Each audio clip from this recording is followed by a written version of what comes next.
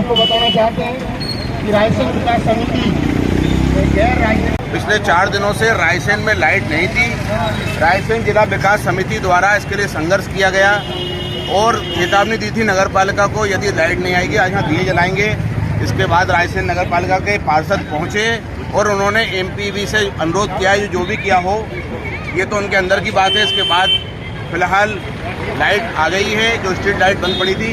हम विकास समिति के लोगों से बात करेंगे कि वह क्या कहना चाहते हैं। आपने कहा इसके बाद हम बात करेंगे विकास समिति के संघर्ष से। बोले क्या कहना चाहेंगे आप? रायसेन विकास समिति का हम हृदय से अभिनंदन करते हैं। शहर की आप आवाज़ है, जहाँ जहाँ विकास की अमन की बात आती है राकेश जैन सामने मिलते हैं। वास्तव में हम समिति की ओर से आपका अभिनंदन करते हैं। समिति ने भी आपने देखा पिछले महीने साथी बताया, अभी हमने रोड का आंदोलन चलाया।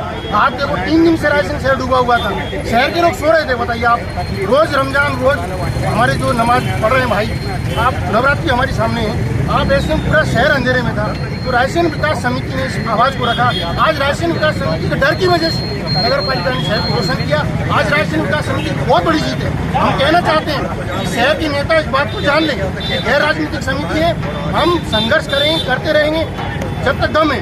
वक्त को जिसने ने देखा उसे मिटना पड़ा है, बच गया, तलवार से फूल से कटना पड़ा है। उन्होंने कितनी कठिन हो, विरल हो, हर नदी की राह से चट्टान को हटना पड़ा है। आज नगर पालिका पीछे हटी और आज रायसेन की जनता की जीत हुई है। ये जनता का आंदोलन था और जनता को सफलता मिली है। पिछले 5 से 6 दिन से देख रहे थे कि रायसेन में अंधेरा था।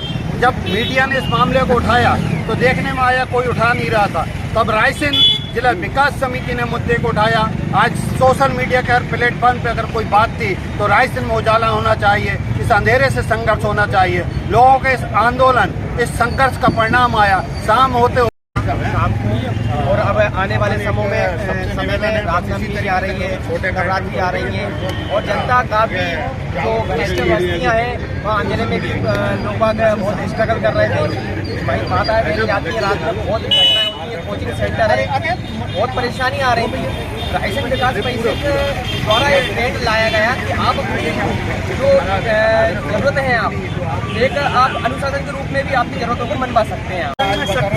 एकता में शक्ति, इस बात को चर्चा आज की घटना ने किया है। रायसेन विकास समिति का उद्देश्य, जैसा कि मैंने पहले भी कहा, निश्चित रूप से हमारा उद्देश्य केवल रायसेन के सड़क के मुद्दे, लाइट के मुद्दे, बिजली के मुद्दे, पानी के मुद्दे, जिससे सामान्य व्यक्ति का सरोकार है, उन मुद्दों को उठाना और उस समस्या को समाधान तक ले जाना और शासन प्रशासन को, सोते हुए शासन प्रशासन को चेताना, ये समिति का उद्देश्य है। और यदि नगर के जिले के प्रत्येक व्यक्ति इसमें सहयोग उसके द्वारा जितनी वजनदारी से बात लोगों तक पहुँचाई जाएगी। बात अगर पते की हो तो बहुत आराम से जो है ना उसका लोगों तक अच्छी तरीके से पहुँचाई जा सकती है। और दूसरा हमारा कहना है कि अगर मान लीजिए किसी भी सुविधा के लिए कोई भी शासन की मतलब जो है ना विभाग है, वो अगर कुछ कलेक्शन करता है लोगों से, उसका टैक्स लेता है, कुछ करता है, और अगर उसकी सेवा में कहीं कोई किसी प्रकार की कमी रहती है तो जनता का काम है कि उसके लिए आवाज़ उठाई जाए। और उनका ये काम है कि अगर कोई आवाज़ उठा रहा है तो उसकी आवाज़ को जो है वो सही तरीके से पूरा करें।